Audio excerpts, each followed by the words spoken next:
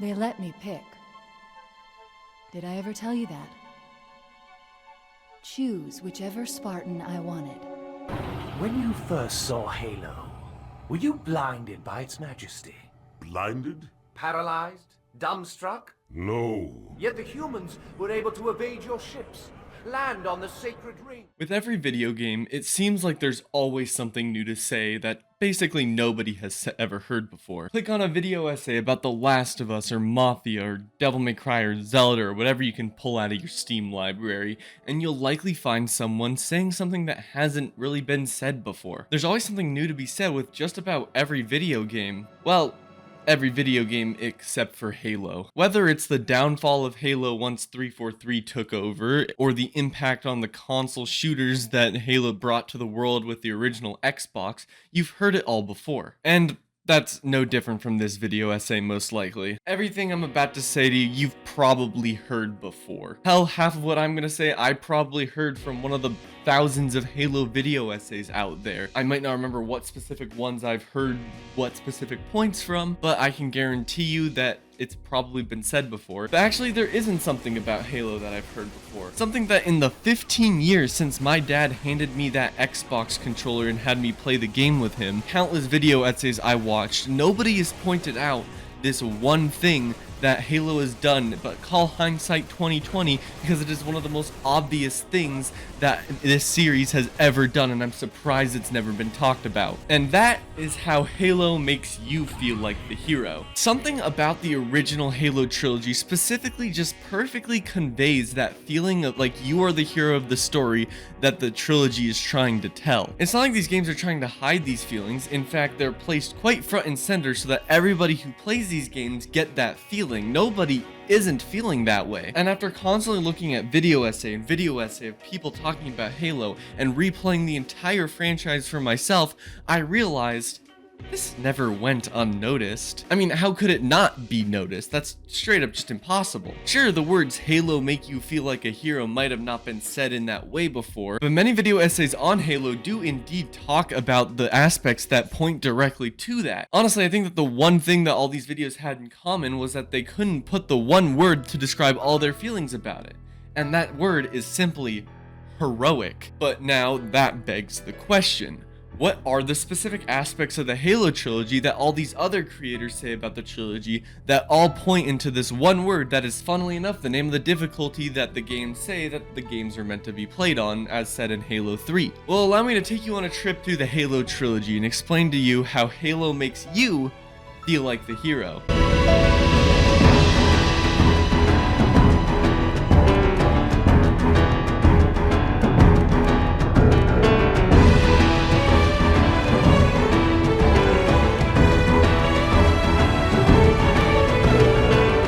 Can I just start off by saying how perfect Master Chief is as the protagonist for this series? And no, it isn't just because he's on the cover of all these games, but it's because of who he is as a character. There's just something magical about Master Chief never showing his face, with the closest in the trilogy being at the end of Halo 1 when he takes off his helmet and the camera pans out just before you can catch a look at his face and he drops the legendary line, "We're just getting started." But you never see his face, you never see his skin color. That means you can't put a real identity on the Master Chief. All we can say about Master Chief for certain is that he's the Spartan that everyone looks at to save the world. But the fact that he doesn't show his face means that you are the Spartan that all the Marines look at and feel as if there's hope in what seems to be a losing battle. And I believe that this is a huge aspect that Halo uses to make you feel like you're a hero, and it's all through its amazing protagonist. Like, look at this guy. Isn't he a handsome devil?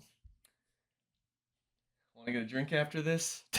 But because of this, it really separates Chief from the other protagonists that were around at the time that Halo was in its prime. You aren't going through these firefights through the eyes of the protagonist like in Uncharted, where it feels less like you are the one in the story and rather that you're controlling somebody else's story, which, don't get me wrong, there's nothing wrong with that. I quite like Uncharted, but it's completely different from what Halo did. In Halo, you are basically the protagonist to this story, and all that is supported through the Spartan armor, removing any chance of you not being Master Chief. You are the hero that all the Marines look at when all seems lost, and when they see you, they celebrate, as if they feel like there's suddenly a chance to win this losing war. And you did all of that. You contested the flood and came out on top. You destroyed the Halo ring. You fought the Scarab. In fact, I went through every single cutscene in the original trilogy, and Chief never kills a brute or an elite. He might be the one picking up the weapon in the cutscene, but you are the one who fires it.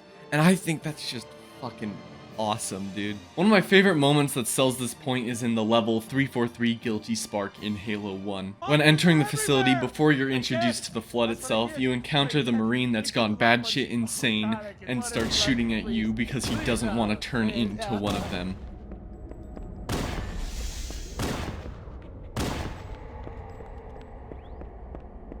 And you get the choice of whether or not you shoot him to take him out of his misery, or if you just walk away. Fun fact, they were originally planning on having the Marine shoot itself if he walked away from it, but they had to cut it due to time constraints. But you can experience this through NervyDestroyer's mod that he's working on for the Halo CE Restored, in order to bring back all of the cut content that Halo CE had.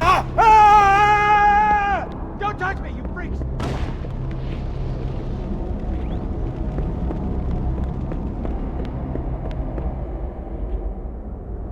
NervyDestroyer is really awesome. He's a Halo speedrunner and modder, and he just does a lot of great work for the Halo community. You should definitely check out his work if you're interested. But the fact that this could have very easily been a cutscene of Chief shooting the Marine or something like that, the fact that it doesn't and gives you full control the whole time makes this scene even more powerful than it would have otherwise, because it feels like you're the one that encountered it. This is one part that makes Halo so special. Master Chief being the perfect character for the player to insert themselves into, while also being cool as hell on his own, which makes you feel cool as hell on your own. With almost every single one of his lines being a quote that almost anyone who played video games ever will recognize. Master Chief, you mind telling me what you're doing on that ship? Sir, finishing this fight. And all of that is perfect for the player to be fully immersed in the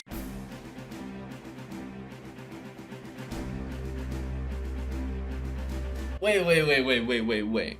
Story in Halo?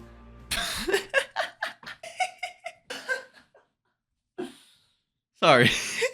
Sorry about that. Halo has always had a focus on gameplay. That's something that separated itself from the PlayStation crowd in the Xbox and PlayStation 3 generation or whatever. While Sony was pushing for the cinematic playable movies and they made games like Uncharted and Heavy Rain, Microsoft wanted to be all about gameplay on their platform. So while a game like The Last of Us puts all of its gameplay to provide a narrative, which is amazing, don't get me wrong, I love The Last of Us and everything that it does, Halo's story doesn't really focus on that. Even with Halo 2, where the story is a bit more in-depth than the rest of the trilogy, Halo's story is entirely focused on just motivation. Winning the war against the Covenant is quite literally the only plot point and the only end goal at the end of the day. There is no branching narratives, it all focuses on the one idea of coming out from the bottom against the Covenant, and you, the Chief, are the one who needs to do it. Because of this arguably simple story, it gave the developers a lot of room to make you feel like the Chief. If you aren't trying to build levels based on relationships with other characters, love triangles, wild goose chases,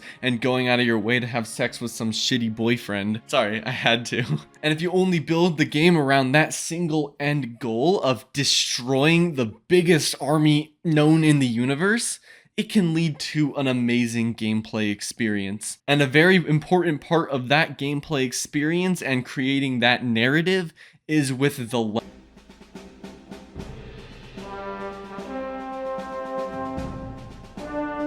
When thinking about first-person shooters and level designs for first-person shooters, a lot of the game's focus is usually just to make sure that it's fun to fight demons or Nazis or whatever, but Halo's level feels like it takes the fun aspect of that and fits it into the setting of what the context in the world that you're in. You're in the middle of a war against an alien species trying to take over Earth and kill all of humanity, so the levels fit within that context, of course. The levels, especially in Halo 3 feel like you're on a battlefield, with Marines driving around the main battlefield or bunkered into a somewhat safe location, while you are the one that everyone looks up to while you're hopping on the Scarab to take it out at its weak point. I really don't think there's another game, or at the very least AAA game, that's come out in the 20 plus years Halo has been around that uses its level design to emphasize the narrative without compromising gameplay. Not saying that with 100% certainty, because I could be just completely wrong and I don't want to be disrespectful, but in my experience, I just want to say that it hasn't been done like how Halo did it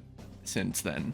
And levels where you technically aren't on a battlefield with no Marines to support you in firefights, the game is still able to pull off that hero-like feeling. The best example is Gravemind, also known as the best level in Halo 2, unless you play on Legendary, then good fucking luck, dude. You're teleported onto High Charity, the headquarters of the Covenant, by Gravemind to stop the Prophets in their tracks, and you're just able to wipe an entire Covenant army on your own, on their own turf. Isn't that crazy to think about? Or to reference 343 Guilty Spark again, you can just take on an entire new threat that even the Covenant fears and get out unscathed, as if this is just another day in the office for Master Chief. The gameplay isn't sacrificed to create this feeling of just being an absolute badass. You aren't being halted when the game introduces the Flood, you're just introduced and are immediately asked to take them on. And you do it because of good game design and nothing else. Or the best level in first-person shooter history, the Covenant in Halo 3. This one requires a bit of a play-by-play in order for you to understand why this level perfectly captures the feeling of being the legend on the battlefield, so let's just cut right to that. The level starts off immediately into a fight, with you being put into a seemingly at an unfair disadvantage, with a small army of Covenant versus an even smaller army of Marines. But the UNSC also happened to bring their favorite weapon: you. Taking out the entire Covenant army effectively solo. What 5 Marines can kill together, you can take out 5 times that on your own. 5 times as fast. You're given a Warthog at the end of the fight in order to drive through every single one of the threats that are placed only to take you down, as if it were just a dumbass drivers on the road. You get to the tower you need to deactivate last among your fellow leaders, Johnson and the Arbiter, only to deactivate it first, but Johnson is having issues with his tower because he's overrun by Covenant, which means you and the Arbiter have to work together yet again to take care of this tower together. Taking care of the tower, you head to the main facility to face the Prophet of Truth, where there's a giant hallway with him at the end for you and Arbiter to kill. The Flood comes in, only this time instead of fighting through them to get to the end of the hallway, you fight with them, foiling Truth's plan to kill you, which they refer to you as the demon, and the Arbiter, the one who has allegedly betrayed the Covenant, only for the plan to be reversed and right back onto him. Then, and only then, the only real time you aren't viewing everything through Chief's perspective is when doing the one thing you can't do as the player: stand back with your partner in crime and prepare for the showdown against the Gravemind, as you watch as the last living member of the Keyes family gets her life taken away from her. I don't need to continue. This level perfectly emulates the feeling to the player of being the strongest man on the battlefield. I skipped over the Hornet dogfight in the air. I didn't touch on the incredible Scarab boss fight, but almost all of Halo's levels are able to create this feeling. This one just happens to be my favorite one.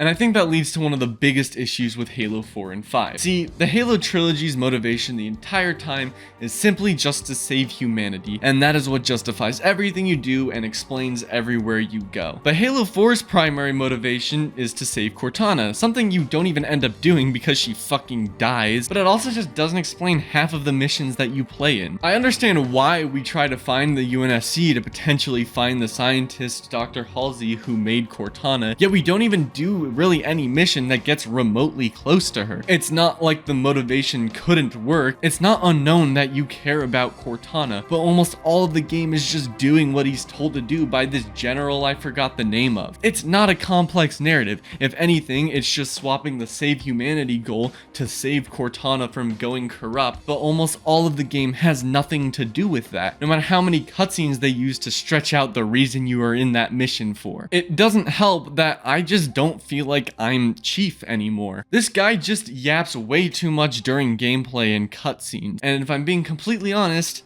I don't care about Chief's feelings that much. It sounds awful when saying it aloud, but that's just because they're trying to push this Master Chief is human narrative, which only takes away that feeling of being cool when you find out he's a huge cuck. I don't want to be that when playing Halo. I want to be the cool guy that everyone looks up to and celebrates the appearance of whenever I'm around. But now the soldiers that once loved Chief hate him, and I just don't get that feeling of being the hero anymore when nobody looks up to me. Like, remember when all of the general's directions in the original Halo trilogy to every soldier was to help Chief do his job, and they were sending in all these soldiers for the sole purpose of making sure you could get through the fight? Yeah, that never happens in Halo 4. It just feels like you're another one of their pawns or whatever, and to let it just feeling like something's missing because of it. And Halo 5 makes it seem even worse, with Chief ignoring his mission, something he is known for never doing, just to chase after something that isn't sincere. Like, seriously, I'm not interested in seeing Chief go on a wild goose chase to save Cortana. And to be quite honest, I don't want to be playing as a Chief who makes me feel like I'm watching someone do the wrong thing. I want to play as the Chief who the whole world looks up to in order to save all of humanity. But the worst offender is straight up the opening cutscene in Halo 5, where, get this, they do all the cool fighting for you. That's lame. See all this? This looks cool, but I wish I could do that. But I can't, and the game just acts like I wanted to see all of this. And this whole time when watching this for the first time, I was just wishing that I could have been the one to kill all of these enemies in this cool way going down a hill, or whatever the fuck. I don't even care anymore, man. And I might be in the minority for this, but I really don't mind playing as Locke in parts of Halo 5 for the majority of Halo 5. Honestly, they could have used the fact that you're not playing as Chief to convey this narrative of somebody being human. But at the end of the day, as long as I'm getting the same feeling that I enjoy as playing as Chief, I won't mind it. But I just don't, because all of the cool things are done in a way where I can just set the controller down and watch an action movie, essentially. Like, imagine instead of watching a cutscene, a Chief fighting Locke and losing like a little bitch, you play as Chief and you fight Locke as if it's in a boss fight. That'd be sick, but instead you watch as Chief wanders to do effectively nothing on a wild goose chase because he heard Cortana's voice, and the other half of the game is playing as some guy who is following Chief do this wild goose chase. It's just ridiculous. Thankfully, with Halo Infinite, they seem to have realized their issue here. Now, when Chief gets absolutely annihilated by Atriox, instead of going on this emotional story of coming back to bravery, he just goes,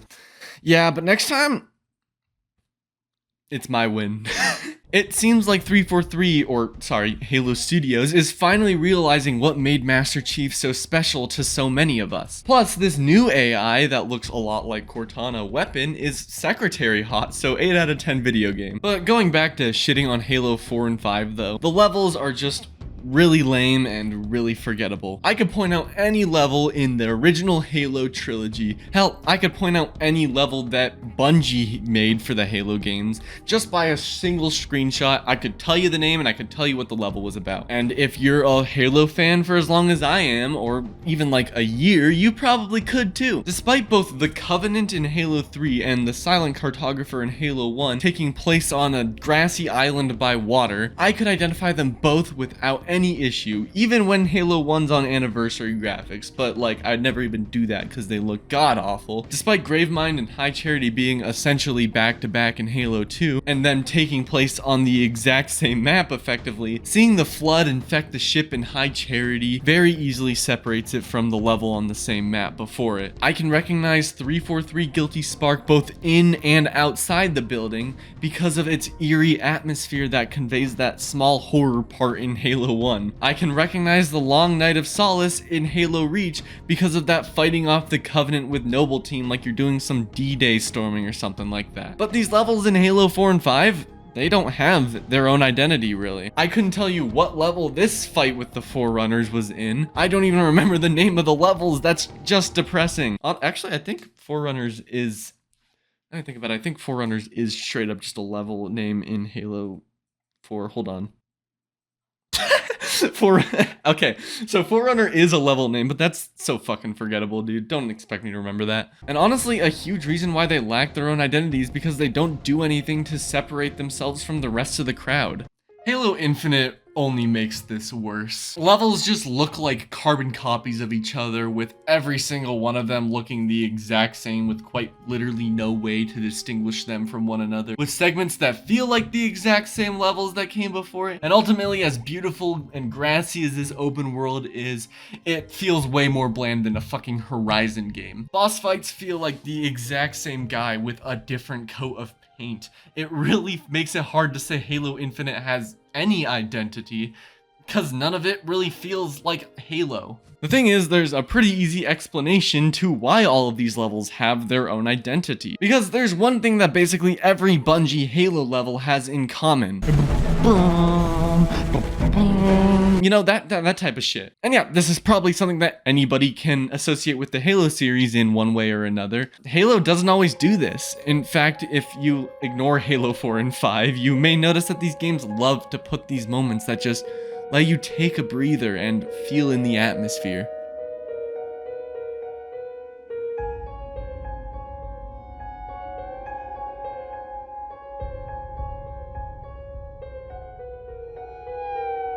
There are times where the action just takes a back seat, gives you a moment to relax and watch as something amazing happens before your eyes. Not through Chief's eyes, not through the eyes of a panned out camera like I'm doing this thing in theater mode right now, but through yours. You might want to sit out on this one, but you are the one sitting out. You get to take it and just be in awe seeing what happens before you. An obvious set piece that does this is the arc in Halo 3, where you clear out yet another small Covenant army effectively solo, where you appear to be outnumbered. And once you clear it, you hear this loud noise, the music kicks in, and the arc is flying right above you to drop some reinforcements for you.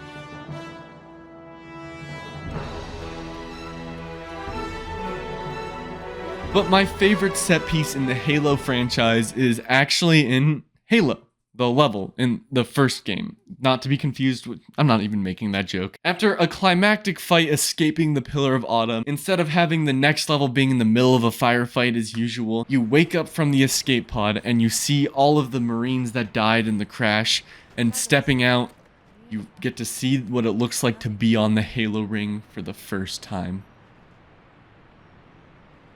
What you originally saw only on the outside from the Pillar of Autumn, you see it through the perspective of being on it yourself. And then the game puts you in a... And you are the one that does these things. Halo could have very easily taken away the control in all of these moments to show you what they wanted to show you. But the fact that they can show you what they want and make it through your own perspective is at least something to applaud, whether you're a fan of the series or not. But come on, this is Halo. You want some action, and boy does this game not pull any punches.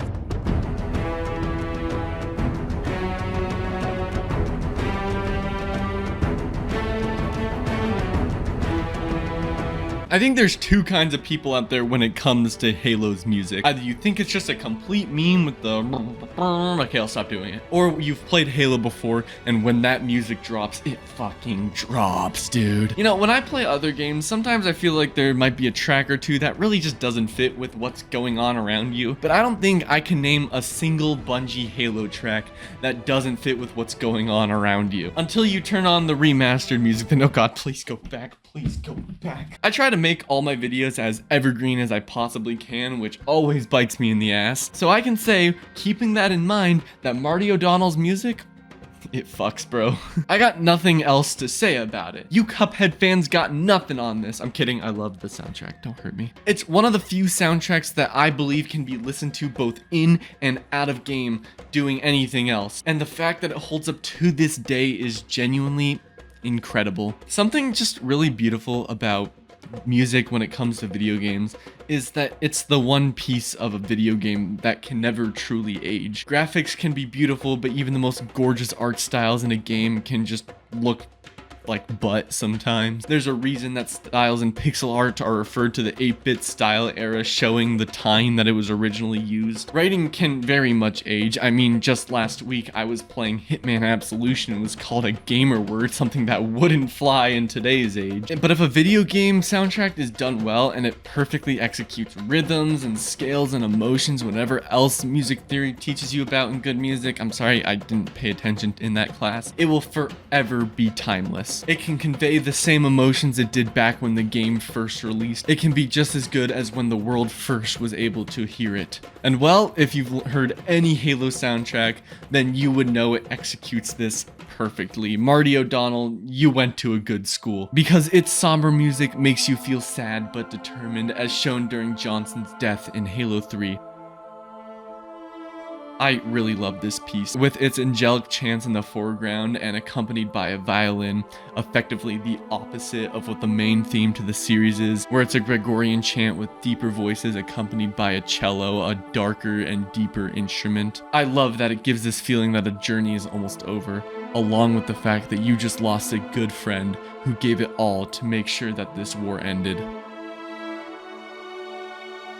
The piece is perfectly titled The Greatest Journey. I can't play my favorite piece in the Halo trilogy, the Blowing Away, because that's just asking for a copyright claim. So I'll just say, give it a listen, it's absolutely incredible, and 100% that emphasizes that heroic feeling of wiping out two factions who are fighting against each other in the level Gravemind. But that begs the question, what does all of this have to do with creating the feeling of a hero? Because while writing this video, I was genuinely struggling to put my connections to this thesis statement into words, but that was because my horizons were stuck at video games. Because you need to understand something about video games and movies is that they take inspiration from each other constantly and share many tropes. Whether it's John Wick 4 recreating the feeling of games like Hotline Miami and Hong Kong Massacre, or Resident Evil 4 doing